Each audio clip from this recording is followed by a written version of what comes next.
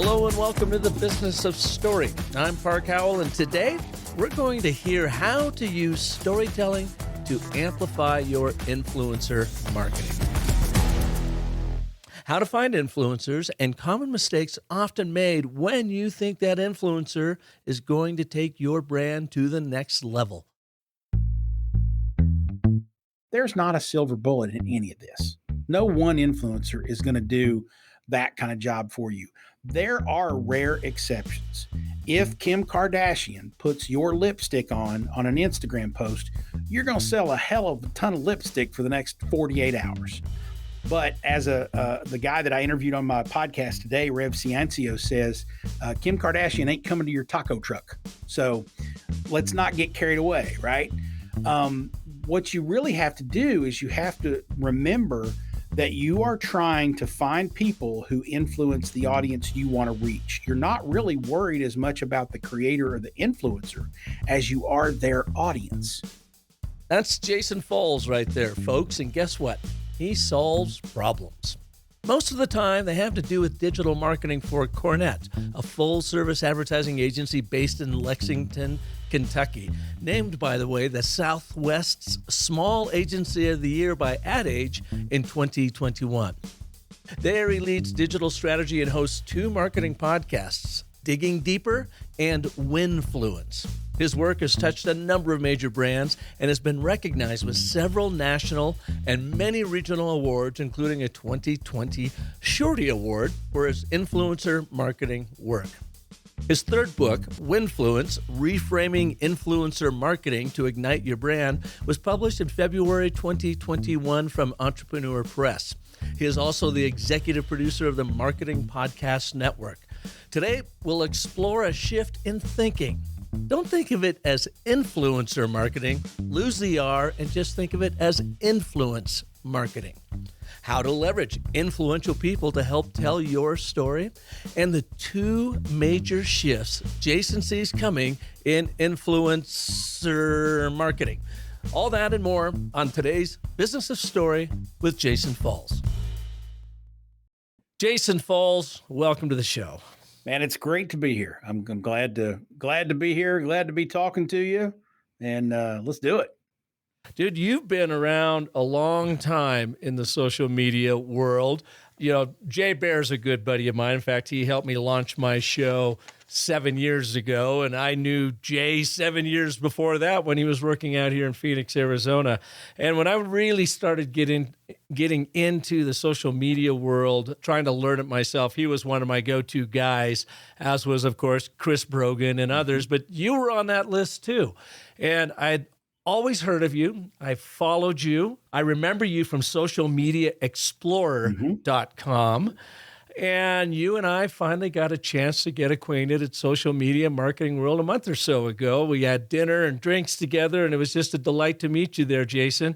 And great to have you come on the show, because we and all of this is episode 360 now, 360 episodes, have never talked about influencer marketing and storytelling. Well, so that's what we're going to tackle today. Well, you down with that? I'm down with that, and it really is great to have met you and now to be on the show. So I'm glad to be knocking down some precedents here. That's good. How did you get into social media marketing? Jeez. Oh man, there's probably a sorted array of reasons and paths that took me there, but basically to kind of tidy it up a little bit for everybody, I'm a PR guy by trade, and I spent about 15 years as a college athletics PR person. They called them sports information directors back in the day. And I was in charge of, doing all the publicity for the sports programs and student athletes and coaches, and running the stat crews and whatnot at football and basketball, baseball games. But I was always at small colleges and small schools. And so I was constantly trying to figure out how I can leverage technology to make my job easier, because I didn't have a big department. Like these big major schools have 20 people in their athletic media relations department. I was lucky if I had one assistant, and more often than not, that was a student. So I was trying to keep stats and update websites and do media guides and game programs and all this kind of stuff by myself. So part of what I discovered over the years, and I started doing this in 1991, 1992, what I discovered over the years was as the internet evolved, there became these communities, forums and message boards early on, then some social networks and some blogs and things like that, where there would be, rabid fans of a given sports program or in a given city or of a given, specific sport. And if I could tap into those communities, I had an edge on the other schools around me who weren't paying attention to the internet. And so it was really all about trying to find ways to publicize my student athletes and tell their stories and get people to buy tickets and come out and support our little small schools. Every head we could get in the door was one more than we had last time. So that's how I kind of backed into it. And when I got out of college athletics, I was at an ad agency and we had clients who were like, what are blogs and what are social networks? And I happened to know. And I was like, well, here's what they are. And they said, well, how can we use them? And I'm like, well, here's a couple of ideas. And I was just kind of in the right place at the right time and didn't screw it up. Was it a bit of a science project at first when you were looking at this stuff coming on, or did you recognize the power of these channels early on? Well, I think I recognized the power of them for myself to get my name out there and the things that I was writing out there, and certainly the power to publicize my student athletes. So I saw it, I saw the power of it from a publicity perspective, but I didn't really fully grasp the power of it from a marketing or branding perspective until I sat across the table from the U.S. Director of Whiskeys at Beam Global Spirits and Wine. They were a client of ours back in when I first kind of got into mainstream marketing PR.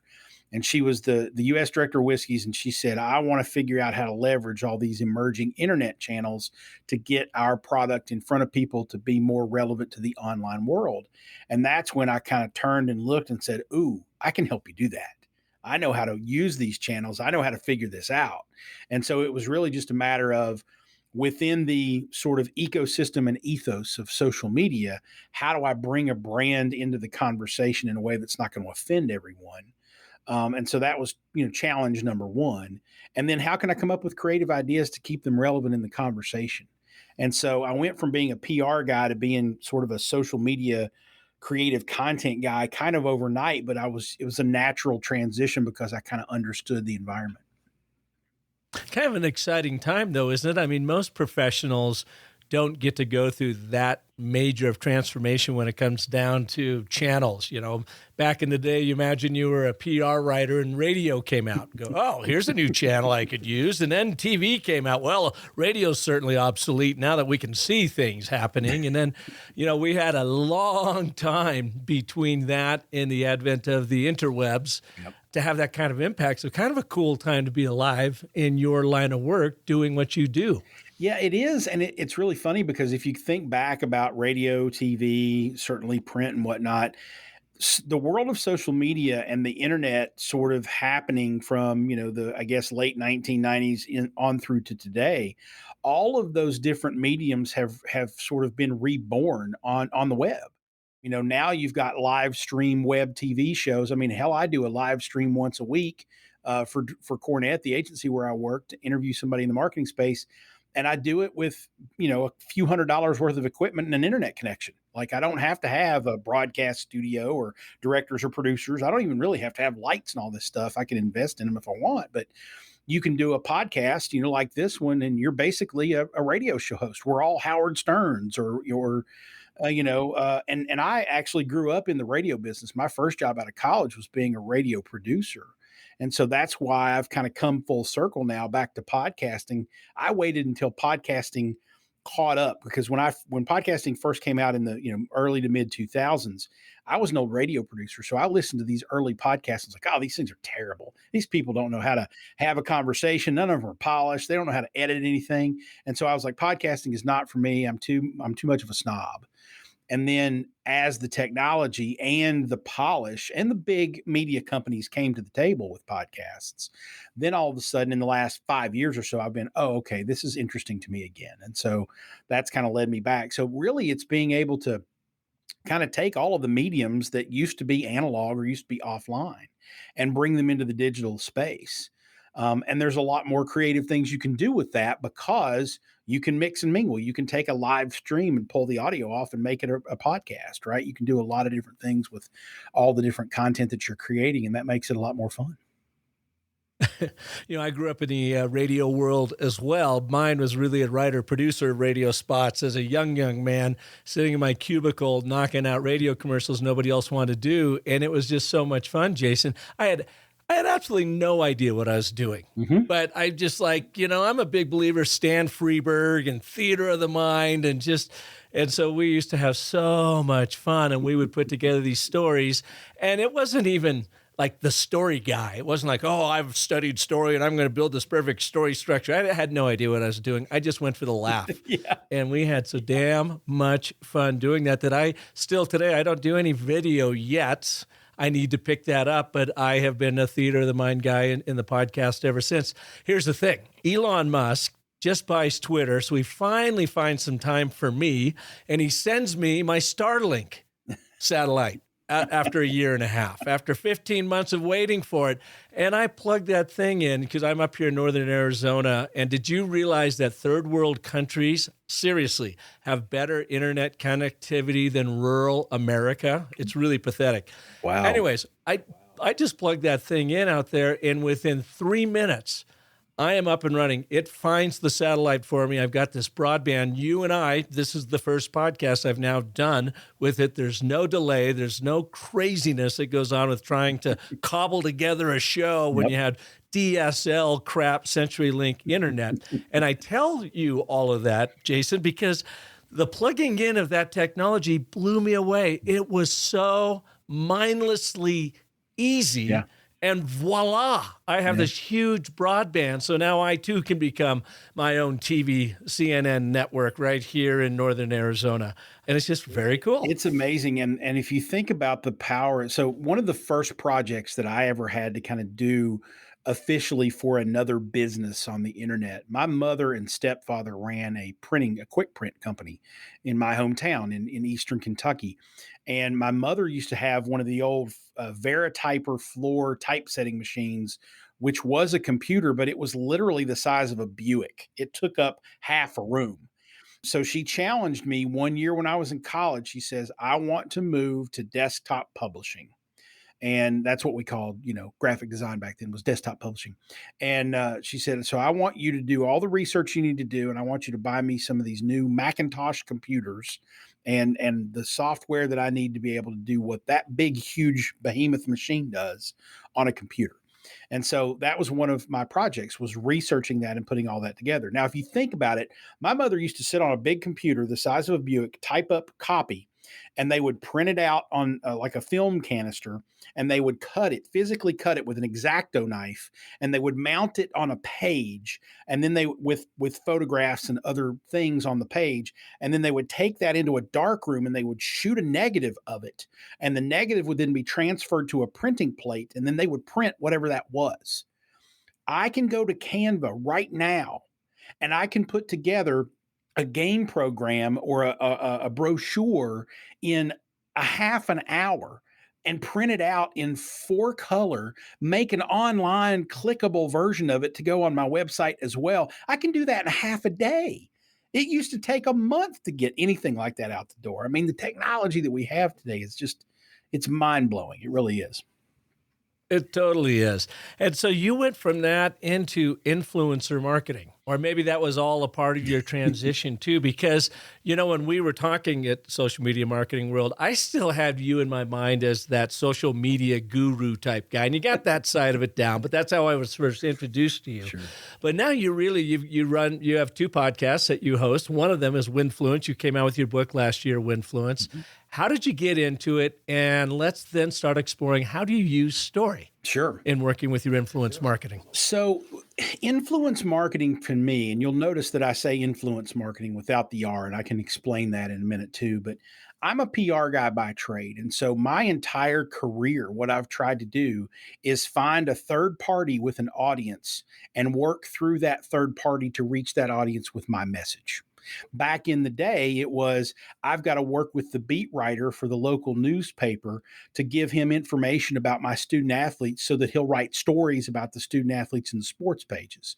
But he was influential because he was the writer on the local, media outlet.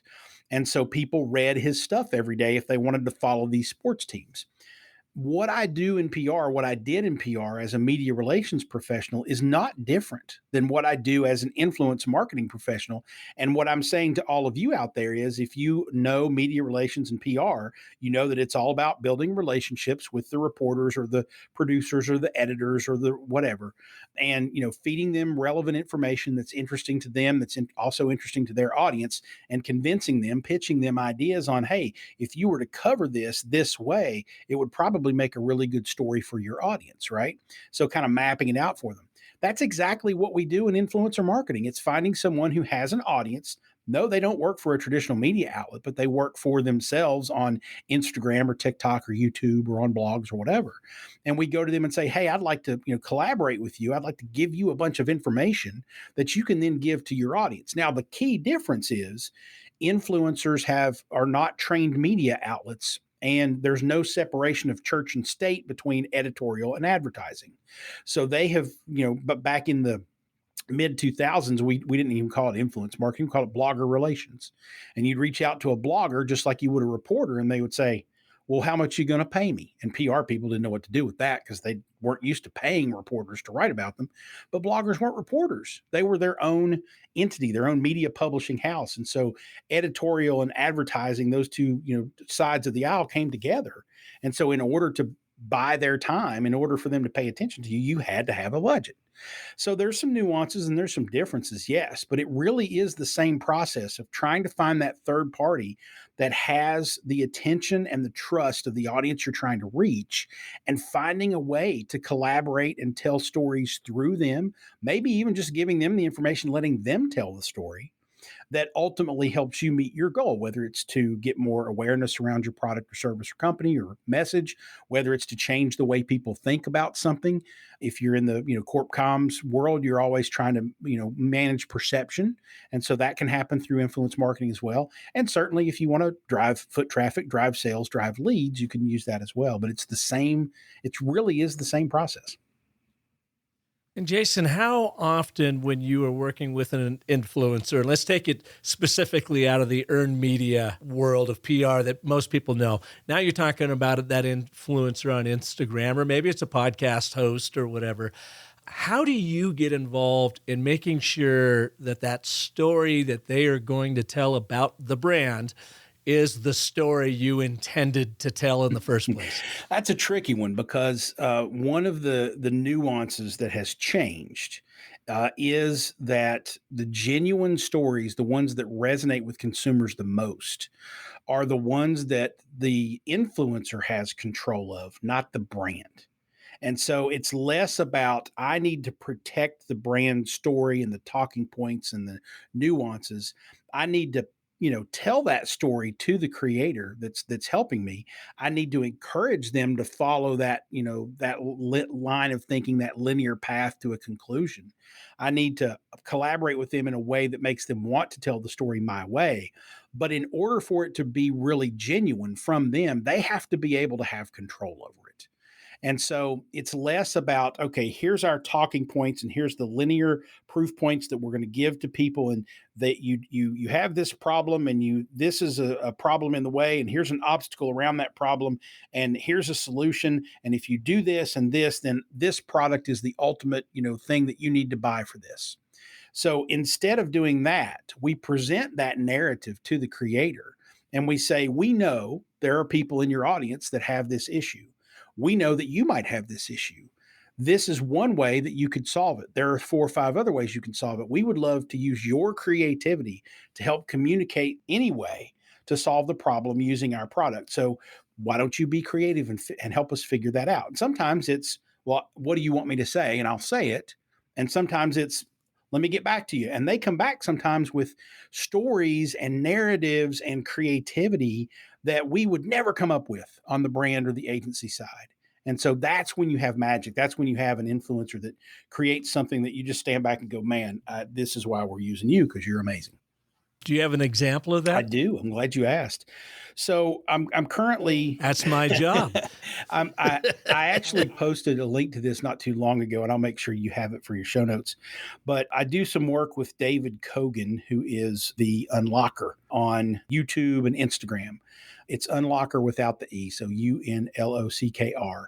And David is a technology influencer. He's got 700,000 or so subscribers on YouTube. He's got 20 or 30 or 40,000 people on each of the other social networks too. And one of my clients is GE Appliances, and GE Profile specifically is the brand of the GE family that produces smart home technology. So all their appliances are smart connected. They have some really cool innovations. So one of the things that we partnered with and collaborated with not too long ago with David was basically teaching people what an induction oven was, or an induction cooktop. And so David actually took all the information from the brand and, hey, we want to make sure that people know this is how induction works and this is how innovative it is. And because the GE Profile version of that is a smart app, you can control the exact temperature, you can control the exact time of the heat flow and all that good stuff within the app, which is what makes GE Profile as a brand really, really cool. So David took that and came back with a 2 or 3 minute video that was just brilliant. He basically said, hey, we're going to cook something tonight at my sister's house on an induction cooktop. Now, here's what induction is. And he built animations, very simple animations that showed visually what induction was. And then he pointed out here are the product benefits of something that's an induction versus, a gas or electric. Kids can put their hand up on the stove and they're not going to burn themselves because it's not about that. It's about, the exchange of energy and not heat. And so it was 2.5 minutes of pure brilliance. And we didn't tell him to tell the story a certain way. We gave him the facts. We had the engineers talk to him about how it works and had our brand team say, here's what we want to say about this. But we want to use you and your creativity. How would you tell that story to your audience in a compelling way? And he told it in this just amazing sort of edutainment kind of way that his audience has responded really, really well to. And as soon as the brand team saw it, some of them, probably got teary-eyed. They were like, this is amazing. This is exactly what we wanted.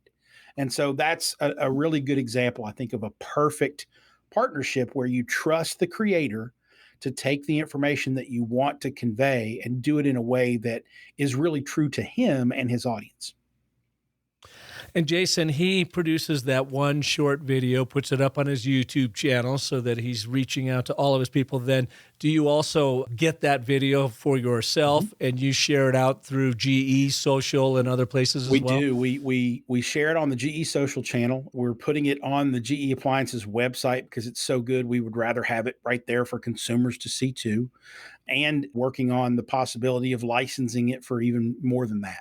So with the creators that are really good and know what they're doing and whatnot, you can go back to them and say, hey, we want to use that video in paid advertisements, and you can negotiate a fee for that and go to town. And away you go. What happens if David gets something wrong in that piece? I know how brands get so jumpy, like, oh, Park, we can't possibly say that, or that's not actually how it works. We're afraid someone's going to sue us or whatever. Sure. What do you do then? Well, you build that into the contract. So you basically say, look, we want to have the right to review the content before it goes live. So we're not going to tell you exactly what to say, but we want to make sure you say the right things.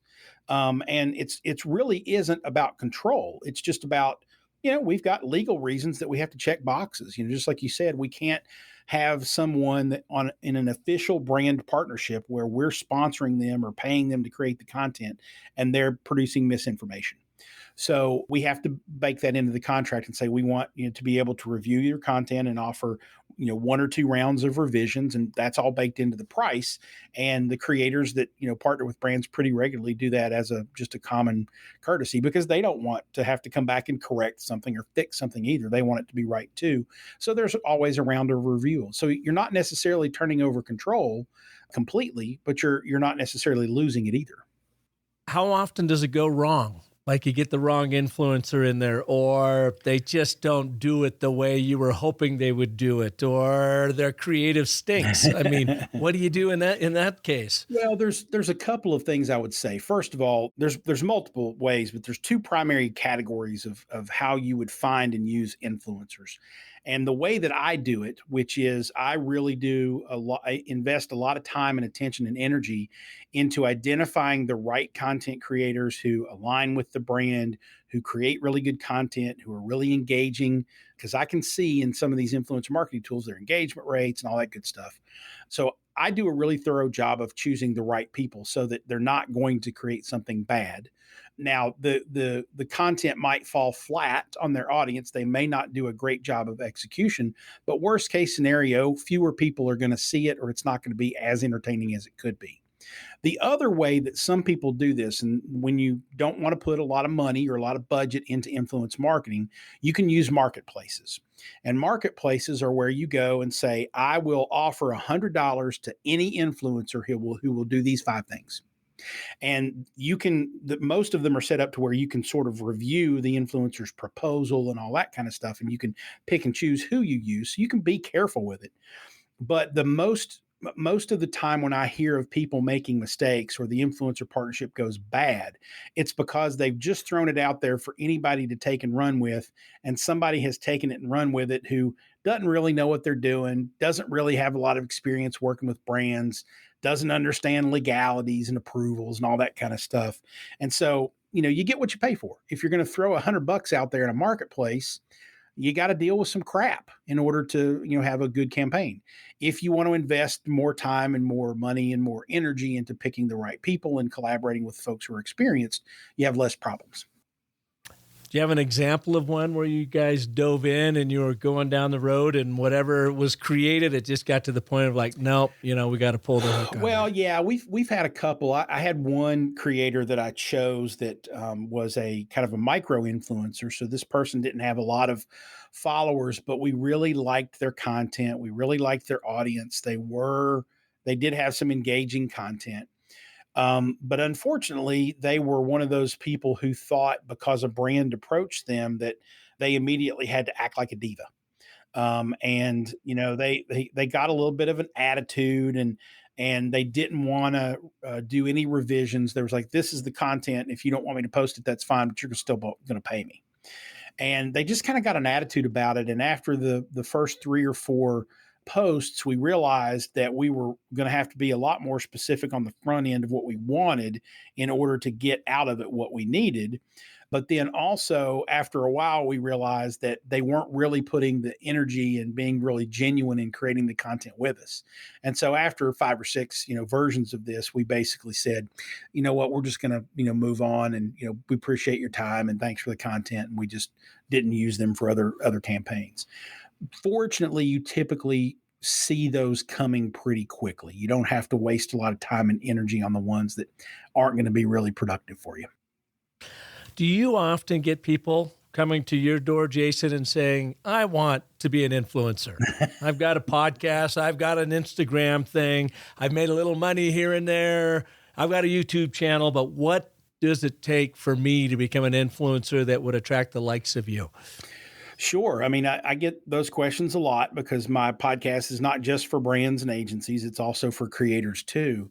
And, typically what I tell people is there's a couple of layers to it to being successful as an influencer. First of all, you have to create really good content, and you have to create really good content consistently.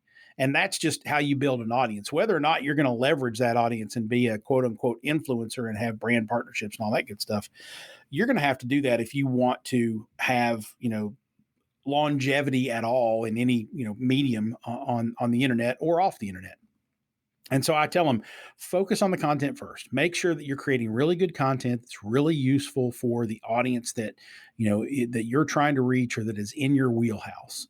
Once you have created an audience, even if it's just a few thousand people and you're kind of nurturing it along, once you've created an audience and you've created a rhythm with your content and your audience is engaging with that content and starting to ask questions and starting to like and comment and share, and you're seeing organic growth and all that, now you've got a little something. You've got some analytics that you can take to a brand and say, hey, if you're trying to reach this audience, I've got maybe a small group of them right now, but they're growing and they're really engaged. Maybe we could collaborate, do something really cool that's good for the brand, but also good for my audience and certainly good for me in helping facilitate that.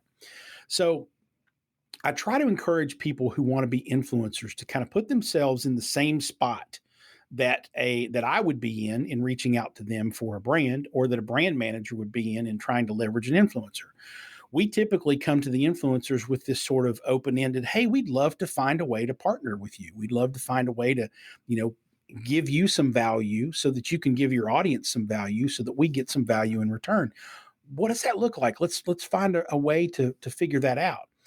And I encourage them to have that sort of open, friendly, collaborative approach, because if they do, brands are going to pay more attention. If they have that and they bring analytics and, you know, sound business reasoning to the table of, hey, you should be focused on my audience because I have a high concentration of X. And so, for an example, for me, even though I'm at an ad agency, a lot of the people who listen to my podcast, who read my stuff, who follow me on social media, based on the analytics that I can look at on LinkedIn and everything else, about 40% of my audience are brand marketers or business owners. About 40% of them are people at other agencies. So technically my competition, but I'm vocal about what I do and I share openly. So other agencies can learn from me too.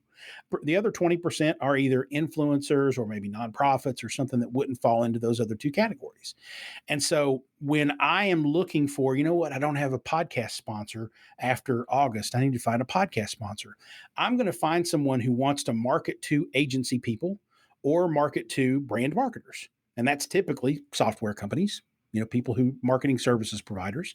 And so I might reach out to, a Hootsuite or an analytics company or a social listening software or an influencer marketing software company and say, hey, I've got some opening and some availability for a partnership here. Let's talk.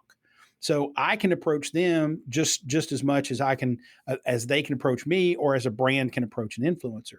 I just try to encourage people who are trying to grow their audience to focus on that content, make sure you're providing great usefulness to your audience, driving that engagement. Because if you've got that, that's what you need to attract the brands. Nothing else is going to matter if you don't have those things. Jason, what are some of the biggest mistakes brands make when they're trying to identify an influencer? And do they need to go through an agency like yourself to do that because you know the ins and outs of it? Or can anybody just go out there and start building their influencer stable of talent? Well, let me answer the second part of that first. I don't think anybody needs an agency if you have the time and the ability to kind of focus on, okay, let's identify people who influence the audience we're trying to reach. And it might be that you subscribe to some influencer marketing software and you handle all that internally. But you might also find that with most, sort of niche marketing services like influence marketing, you're going to find that it takes up a lot of time. And if you don't really have a lot of deep experience in it, you might need a partner. You might need somebody to help you with it. So I don't think you need one. It's probably smart to have one if you are the VP of marketing and you have to oversee, the entire marketing operation. You're not going to want to spend the time you need to spend to make influence marketing really, really good, because it takes a lot more than you probably need to be given if you're at that level. But if you are in charge of PR outreach and influence marketing for your company, then you can probably handle it all internally. And so anybody can do it. I think the mistakes that people make when they are doing it is the first one is they get their eyes on the wrong prize. They look at the number of followers that an influencer has and they get fixated on, this is a huge influencer. And if I partner with them, then all of a sudden I don't have to market for the next 3 or 4 months. It's just going to be a huge explosion. And all these people are going to come to my company and buy my stuff. There's not a silver bullet in any of this. No one influencer is going to do that kind of job for you. There are rare exceptions. If Kim Kardashian puts your lipstick on an Instagram post, you're going to sell a hell of a ton of lipstick for the next 48 hours. So yeah, there are some Super Bowl ad opportunities that come along where you can really push a button and motivate a bunch of folks. But as the guy that I interviewed on my podcast today, Rev Ciancio, says, Kim Kardashian ain't coming to your taco truck. So let's not get carried away, right? What you really have to do is you have to remember that you are trying to find people who influence the audience you want to reach. You're not really worried as much about the creator or the influencer as you are their audience. And so let me put that in a local context for you. If I am a restaurant in Louisville, Kentucky, and I want to drive people, and I have one location, I'm just in Louisville, and I want to drive people to try my new restaurant, There is a young lady who is a chef and a food influencer in Louisville named Damaris Phillips. She's got about 1 million followers when you add up Instagram and Facebook and Twitter and all the different channels she's on. So I might say, hey, she's in Louisville. If I can get her to come to my restaurant and she posts about it, 1 million people are going to see it, and all my marketing problems are solved. But less than 4% of her audience lives in Louisville. Now, 4% of 1 million people is a lot of people, so it might still be worth it, but you have to really understand their audience to understand if they are impactful for you. Instead of spending all my time and attention, and I love Damaris's content. This is not against Damaris. Instead of spending my time and attention in that example on Damaris Phillips, who's probably going to cost me a good chunk of money to get her to partner with my little one restaurant, I'm going to find the 3 or 4 smaller local, foodies, and like Louisville Eats. And there's a Louisville Family Fun website and blog that is really good about, doing local business stuff. That might cost me a few $100s to partner with, not a few $1,000s. And their entire audience is in Louisville, right? So it's really about understanding the audience. So that's the biggest mistake that brands make when they're getting into this and they don't really have the experience, is they get their eyes on the wrong prize. They look at the follower count and not the actual audience makeup. How do you find some of these more obscure but influential influencers in this example? So you want to go and find 3 or 4 that you're going to pay a few hundred to instead of a few thousand, but where do you go looking for? Yeah, man, sometimes it takes work. This is these are our jobs, right? Jobs are related to work. You got to roll up your sleeves and do stuff. You can't just snap a finger or wave a magic wand and make this stuff happen. Unfortunately, Staples, there's no easy button. You got to do the work. And so there are influencer tools that will help you. There are some that are fairly low cost, and there are some that are thousands of dollars, depending upon what you want it to do. Discovery tools, like for instance, IZEA has a discovery tool that's about $150 a month, which for most businesses is not a huge amount of money to invest in something. And you'll go into this software and you'll type in your keywords and your parameters, and it'll spit out a list of potential influencers. Well, then you got to go through and say, okay, does this one make sense for me? I don't like their content. Oh, this person's really offensive. Get rid of them. Hey, this looks like our marketing. This person's content looks like us, feels like us. That's a good candidate. And so those discovery tools are out there. Beyond that, and of course, if you get to the advanced tools that you're paying a lot of money for, you can do the discovery and the outreach and the approvals of the content and the contracts and pay the influencers all in the same tool. Those are, advanced and more enterprise level. But beyond that, I always like to say, if I'm that restaurant in Louisville, Kentucky, what's the best way to find influencers around food in Louisville? Well, I'm going to go to Instagram and I'm going to look for hashtag Louisville and hashtag Kentucky and hashtag foodie or whatever. And I'm going to try to find the people in my local area. I'm going to do the same thing on Twitter. I'm going to do the same thing on Facebook. I'm going to Google food blogs, Louisville, Kentucky, so I can find the bloggers that are out there too. I might go to a tool like Podchaser, which is a podcast, basically social network, and type in Louisville and food and see what podcasts come up. There might be some podcasters in there too. So sometimes you got to roll up your sleeves and do the work. But here's where I want to challenge everybody to think a little bit differently. And I previewed this a little bit earlier. I always say influence marketing and not influencer marketing, because again, it's not about the creator. It's not about the person. It's about the action. It's about what you're trying to do. You're trying to influence their audience through them. So if you really think about the activity of influencing someone, the internet and social media might be relevant to that, but it might not be. So if let's say I'm not a restaurant in Louisville, Kentucky, but let's say I manage the local parent-teacher store. Well, my number one influencer might be the president of the local PTA for the Fayette County or Jefferson County Public Schools. Right? I may not need an online influencer to make my partnerships happen. I may need to partner with area youth soccer coaches and maybe a local dentist who talks to parents all day. And there's all sorts of other influential people to my audience that I can include in my outreach to say, hey, I'm trying to reach all these parents. There's going to be some relevant, people on Facebook, relevant people on Instagram, YouTube, etc.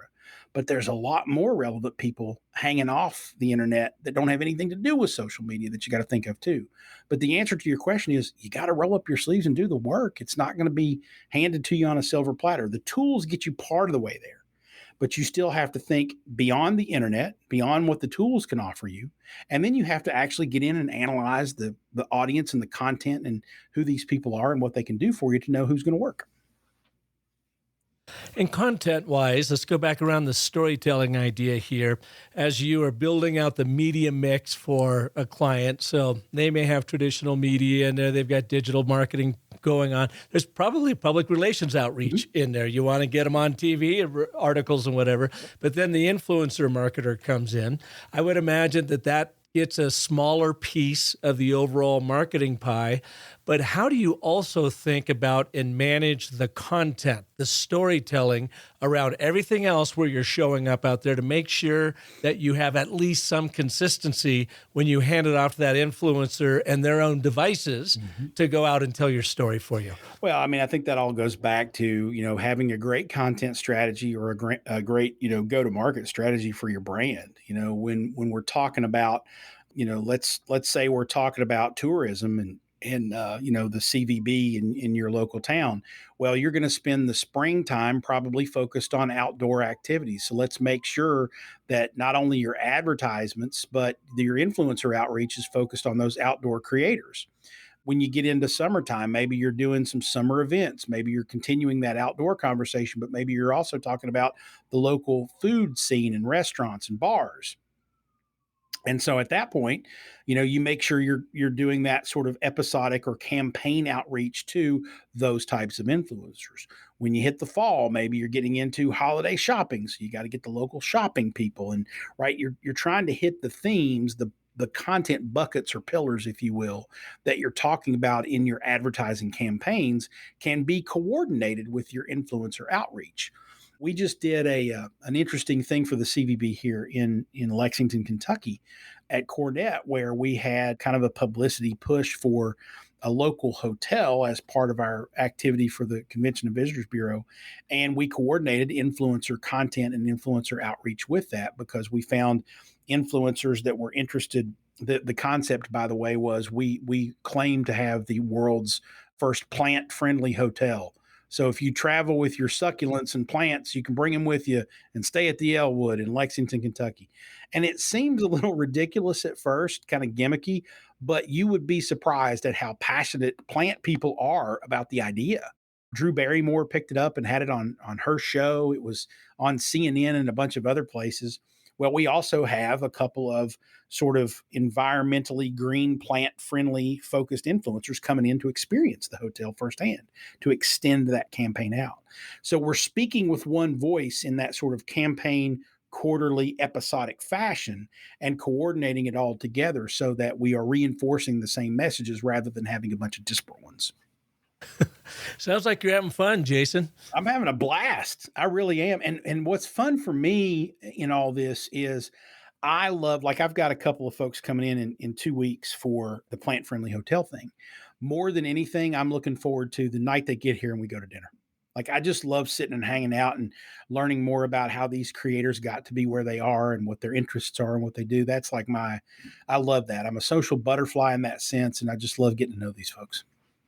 Well, you've seen a lot of change as I have in our careers. We talked about that early on. Where do you see influence marketing headed in 2023 and beyond? Any major shifts? Yeah, I think there's going to be two. I think there's going to be two pretty major shifts. The first one is the metaverse and Web 3.0. I mean, I think we're already starting to see it with people getting gung-ho about NFTs and Bitcoins and all that good stuff. But I really see the virtual worlds and 360 VR videos and things like that. I see those being an opportunity for influencers and content creators to bring their core fans even closer.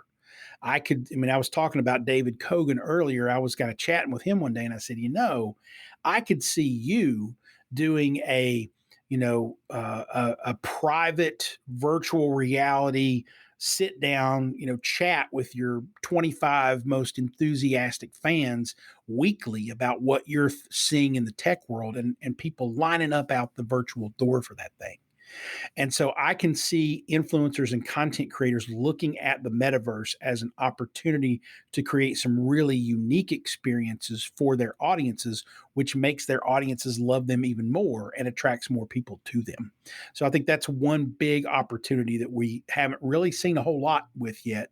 The door's going to fly open on that pretty soon. How far away do you think we are on that? Well, I'm glad you asked that question because I don't think it's in the next 6 months. I don't even think it might even be in the next year. And I've been trying to get my head wrapped around the metaverse and virtual worlds and whatnot. And I can see the opportunities. But as a content creator myself, I'm like, holy crap, this is going to take a lot of time and a lot of resources and a lot of energy.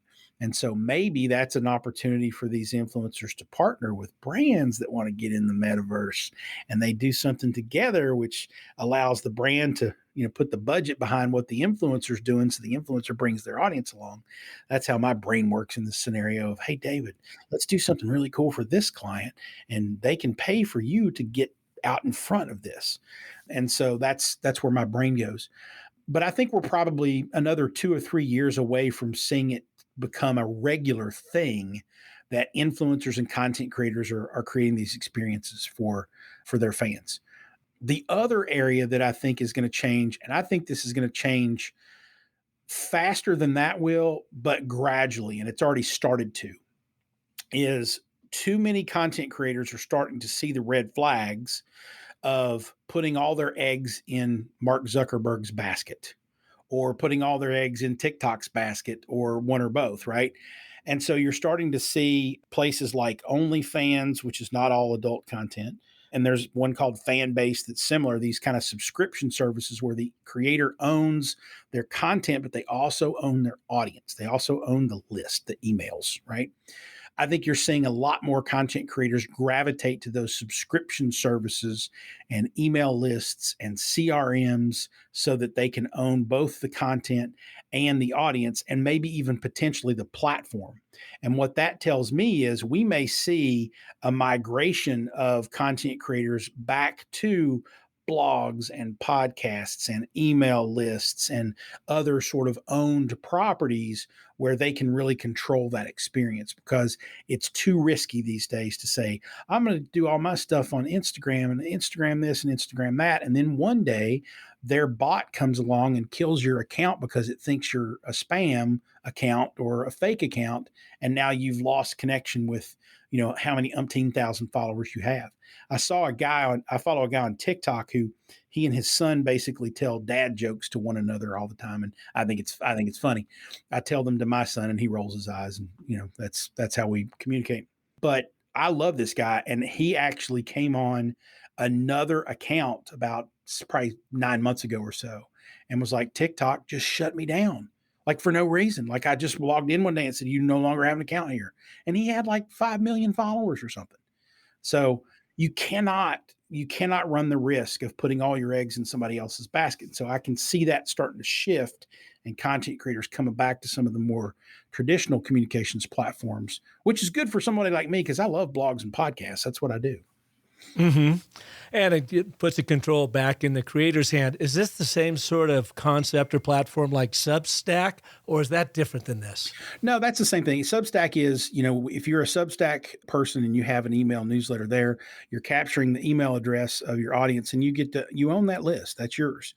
Substack facilitates it, certainly. So you are investing in somebody else's technology, but you can pull the necessary data out of there. You can't pull the contact information for the people who follow you on Instagram. Can't do anything with it. You can get a list of your followers, but you don't have their email addresses. You don't have any way of contacting them. If Instagram explodes tomorrow, you're done. Yeah, gotcha. Well, interesting, Jason. It's so great to have you here. Any last parting influential words on influence marketing without the R for our listeners? I would just encourage everyone when you're sitting and trying to figure out how can we partner with influencers, just change that a little bit. How can we partner with people who are influential to our audience?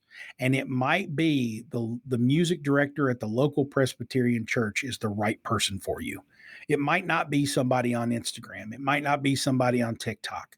Now, there's a good chance you're going to find people on the social networks that fit that role and are very productive for you. but don't stop there. Think beyond social media to blogs and podcasts and email marketers and other folks. Think beyond the internet, even to people offline who impact these people as thought leaders in their industries or in their communities. And you'll have, I think, a lot more success with your influence marketing campaigns. That's such a good point. We're always so caught up, especially in the online world with our podcast, of thinking just online, but there's so much influence happening offline as well. It starts then blurring that lines between regular public relations, influence marketing, and finding people that are out there, like you say, that Presbyterian minister that has a congregation every Sunday that might want to hear about you. It's true. Yeah. Hey, how can more people hear about you? Where should we send them, Jason? Jason Falls everywhere. I'm jasonfalls.com. I'm Jason Falls on all the social networks. There's a politician in North Carolina who does not like me because we share a name and I own Google for our name. But he won't send me a yard sign, so I don't care. There you go. Well, hell, you could be an influencer for him. I could. What's he missing here? Sign him up. He actually called me or emailed me one time and asked if he could buy the domain jasonfalls.com. And I just laughed and laughed and laughed. I gotcha. Well, Jason, thanks so much for your time today. Really enjoyed the conversation. Thank you, Park. And thank you all for listening to this edition. If you liked what you heard, by all means, please share this episode with your friends, family, colleagues, and so forth. Jump on over to iTunes, give us a rating and review. Of course, that helps us be found out there in the internet jungle, in the jungle of podcasts. And by golly, the more I get found, maybe I get to be an influencer one of these days too, Jason. I think you already are. And if I can be of service to you, come on over to the Business of Story, where we've got all kinds of tools, tips, techniques to help you craft and tell compelling stories that sell, including our 2 short online courses, the ABTs of Selling and the ABTs of Branding. And if you are a listener at all here, you know that all powerful business storytelling begins with really understanding how to use the 3 steps of the and, but, therefore. Agreement, contradiction, consequence. Our limbic buying brain loves that stuff. So check it out at Business of Story. Come on back here next Monday when we will have another story artist right here for you like Jason. And until then, remember that the most potent story you'll ever tell is a story you tell yourself. So make sure it's a great one. Thanks so much for listening.